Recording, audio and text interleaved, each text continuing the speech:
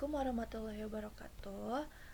Halo teman-teman, ketemu lagi bersama saya Niza Nurul Fauzia. Nah, di sini saya akan sedikit berbagi mengenai pengolahan data dari metode BET. Nah, untuk menganalisis luas permukaan dan ukuran pori padatan. Seperti yang teman-teman ketahui ya, kalau untuk menentukan luas permukaan yang memang permukaannya datar itu mudah ya. Kalau dalam bentuk benda kita tinggal lihat saja secara bangun ruang dia dalam bentuk apa, dalam bentuk kubus kah atau dalam bentuk balok kah, nanti kita tinggal hitung luas permukaannya. Namun ada beberapa fenomena di mana benda itu tuh memiliki pori. Nah kayak gini nih teman-teman, dimana sih permukaannya itu tuh punya pori-pori dan kita harus menghitung luas permukaannya. Nah gimana sih cara menghitung luas permukaannya? Nah, kimia itu punya solusinya, dimana luas permukaan ini tuh dapat dihitung dengan metode BET. Metode BET atau Brunner Emmett Taylor. Nah, ini tuh merupakan nama ya teman-teman, merupakan teknik yang sangat umum digunakan untuk menganalisis luas permukaan spesifik dan karakteristik pori-pori dari suatu material padat. Jadi ini tuh hanya bisa digunakan untuk material padat ya teman-teman, terutama pada bahan berpori seperti karbon aktif, zeolit, katalis, dan material nano. Pokoknya ini untuk bahan-bahan yang permukaannya itu memiliki pori atau permukaannya itu tidak datar. Prinsip dasar metode ini adalah absorpsi gas. Nah ini nih, absorpsi gas.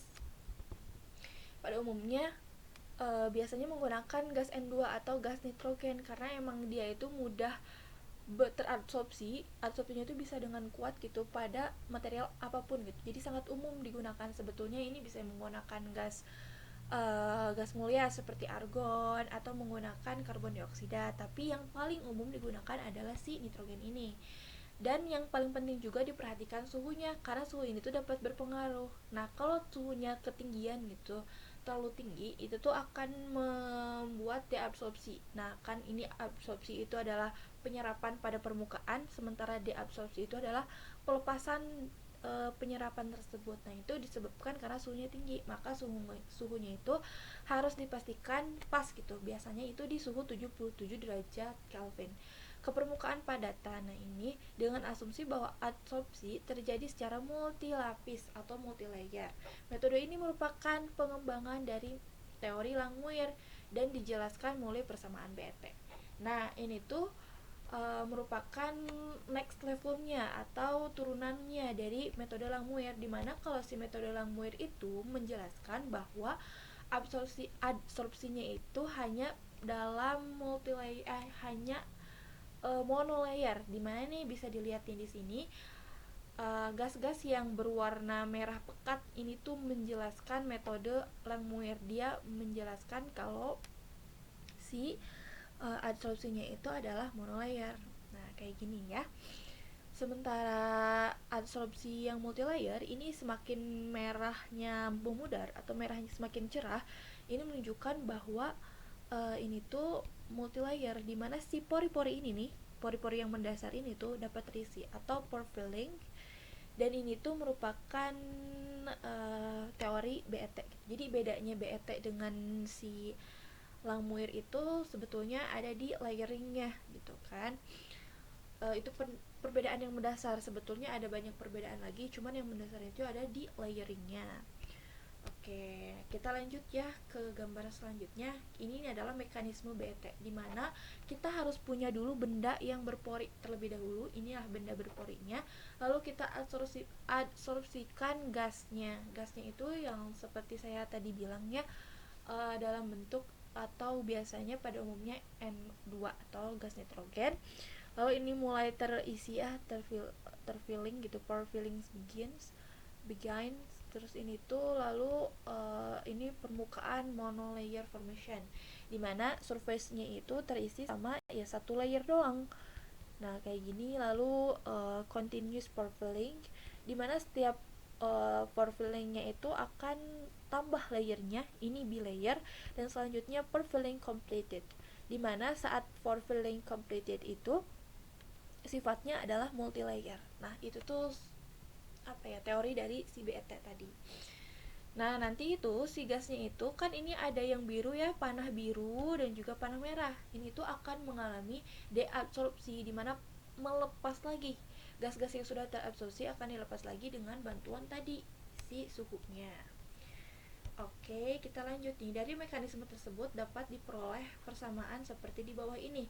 1/X P0 per P dikurangi 1 sama dengan 1/XM kalikan C ditambah C min 1/XM kali C kali P per P0, dimana X ini tuh merupakan volume gas yang terabsorpsi, XM itu merupakan volume gas yang terbentuk satu layer saja, dan P per P0 ini ya merupakan tekanan relatif, dan C merupakan konstan abad. Nah, untuk mengolah datanya tersebut kita menggunakan software Excel atau Origin ya. Nah, di sini tuh nanti kita akan mendapatkan kurva yang berbentuk persamaan linear. Karena kurvanya adalah persamaan garis linear atau garis lurus, maka kita bisa substitusikan persamaan ini ke persamaan garis lurus, di mana y-nya itu merupakan 1/x dikali p0 per p dikurangi 1, dan mx atau slope-nya itu merupakan ini nih, kan m kali x ya. Maka si slope-nya itu merupakan c dikurangi 1/xm dikali c. Lalu sisanya itu merupakan intercept. Nah, bisa dilihat ya, interceptnya itu adalah 1/xm dikalikan dengan c. Nah, kemudian kita juga bisa menurunkan ya rumusnya itu, xm-nya itu jadi 1/m ditambah c.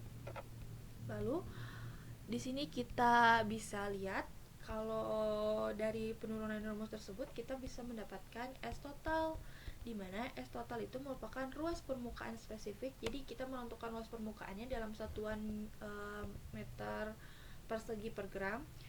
Nah, ini tuh kita tinggal mengalihkan XM dikali NA. NA itu adalah XM itu adalah volume gas yang terbentuk monolayer tadi ya.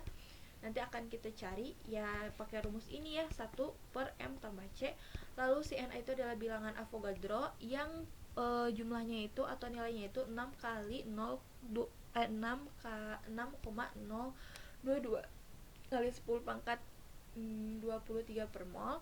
Lalu tau ini adalah luas permukaan atau sigma ini merupakan luas permukaan satu molekul adsorbat, misalnya nitrogen yang biasanya itu sekitar 16,2 A, dan volume molar gasnya, dan V itu merupakan volume molar gas pada keadaan standar atau STP, di mana biasanya itu adalah 22,414 cm kubik per mol.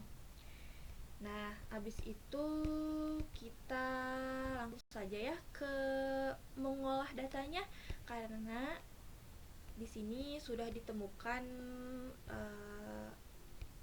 datanya. Nah, mungkin ini kita lanjut di part 2 saja. Terima kasih.